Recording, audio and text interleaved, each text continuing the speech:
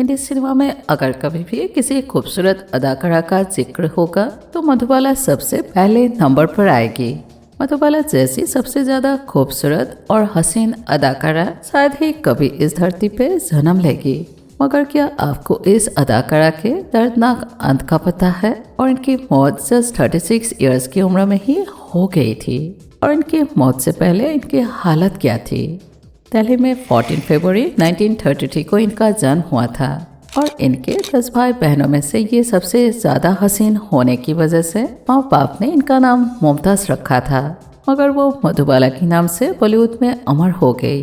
वो बचपन से ही दिल्ली आकाशवाणी की कार्यक्रम करने लगी थी और इसी वजह से कुछ ही साल बाद उनको बाल कलाकार के रूप में बॉम्बे टॉकीज की फिल्म बसंत मिल गई थी। और बसंत में उनके अभिनय से एक्ट्रेस देविका रानी इतनी प्रभावित हुई कि उनका नाम मुमताज से मधुबाला रख दिया था। और मधुबाला को पहली बार हीरोइन बनाया मशहूर डायरेक्टर केदार शर्मा ने। मूवी थी नीलकमल और हीरो थे राज कपूर। और यहाँ लोग उनके एक झलक देखकर ही उनके दीवाने हो गए थे। और उसी दिन से मधुबाला हिंदी सिनेमा की सौंदर्य देवी के नाम से मशहूर हो गई थी। इसके बाद अशोक कुमार के साथ महल मूवी आई जिसने इतिहास रच दिया था और मधुबाला को टॉप एक्ट्रेस बना दिया था। और इसके बाद इन्होंने कभी भी पीछे मुड़कर नहीं देखा।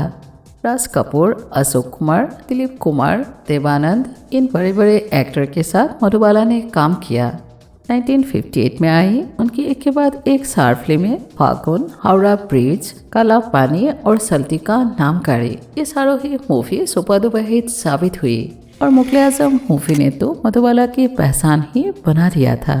पर उनके पर्सनल लाइफ में उनके अफेयर की लिस्ट बहुत ज़्यादा लंबी थी। इसमें कमल अमरोही, प्रेमनाथ और दिलीप कुमार से लेकर किशोर कुमार तक के नाम थे। मगर दिलीप कुमार के साथ बात शादी तक पहुंच गई थी, लेकिन इसका भी दर्द भरा अंत हो गया था। लेकिन बाद में उनसे गुस्से की वजह से मधुबाला ने किशोर कुमार से शादी कर ली थी। मगर किशोर कुमार से भी उनको दर्द ही मिला।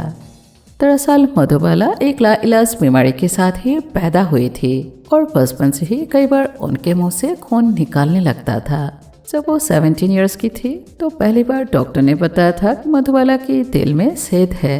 मगर उन्होंने ये बात सबसे छुपा कर रखी थी। तो जैसे जैसे समय बीतता गया उनकी बीमारी भी बढ़ती गई और 27 इयर्स की एज में उन्होंने अपनी बीमारी का इलाज करवाने लंदन भी गई थी। मगर वहाँ डॉक्टर ने ऑपरेशन करने से मना कर दिया था और डॉक्टरों का कहना था कि वो और ज़्यादा दिन जी नहीं पाएंगे।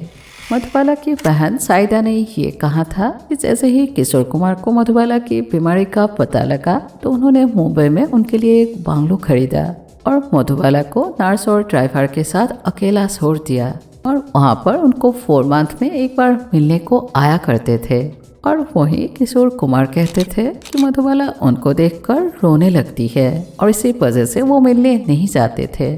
और मधुबाला को और एक बीमारी थी जिसकी वजह से उनके शरीर में खून ज्यादा बना करता था और वो खून नाक और मुंह से बाहर निकलता था।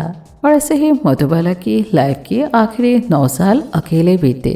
लेकिन वो डॉक्टर से हमेशा बोलती थी कि वो इतनी जल्दी मरना नहीं चाहती है। और फिर 23 फरवरी 1969 को मधुबाला की दर्दनाक मौत हो गई थी।